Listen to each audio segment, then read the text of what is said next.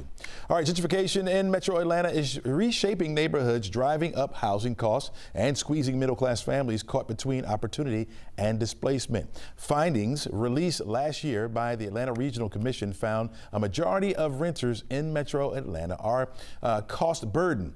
That's defined as specified as spending more than 30% of your income on housing. The finding also showed that close to a quarter of all Metro Atlanta homeowners are cost burdened. And there's a gap of 11% more black renters than white renters who feel the cost burden. All right, joining us now is Maja Sly, the associate broker of Keller Williams based in Atlanta. Welcome to the show.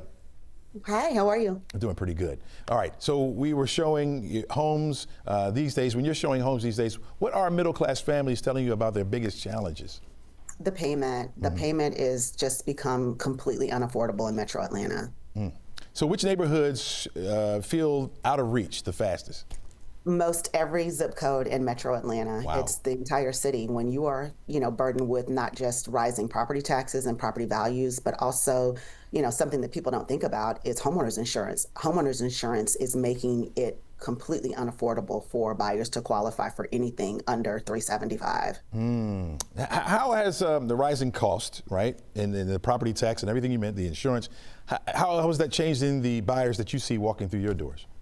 I'm really dealing with more investors today. Wow. I'm an affordable housing advocate. I work with a developer that we have an initiative to really make home ownership affordable, but it has just become a bigger challenge with these rising costs. And, there are programs that are in place that, a lot of people don't know about. And that's what I try to do is make sure they understand that there is up to $45,000 in down payment assistance. And the state of Georgia has programs that are in place that can give you a payment that you can afford.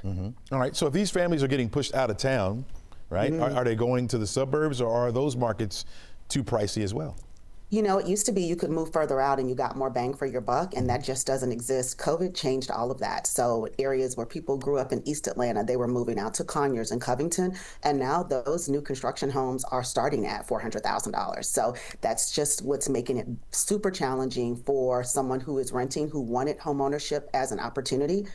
They just don't see it in reach anymore. Wow. We've done a report. Jonathan Martin was just on with me a little while ago. I don't know if you heard him, but he did a report on these tiny homes and city leaders talking about affordable units, that kind of thing. Do you see that changing the landscape for middle class families at all?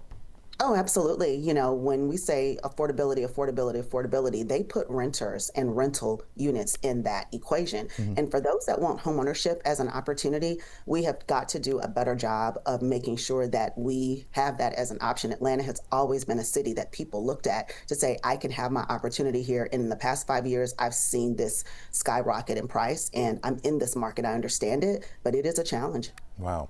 Take a place like Mechanicsville. Yeah, right? that was my first home. Oh, there you go, right? So maybe affordable now, but we noticed that gentrification is taking place there now, right? Are we already out of reach in a place like that? You are, unless you have a developer and a builder that has had land that has been either gifted to them or they bought deeply discounted years and years ago. Mechanicsville, I just did a pro forma for a builder, and their starting price point is going to be $450,000 for a townhome.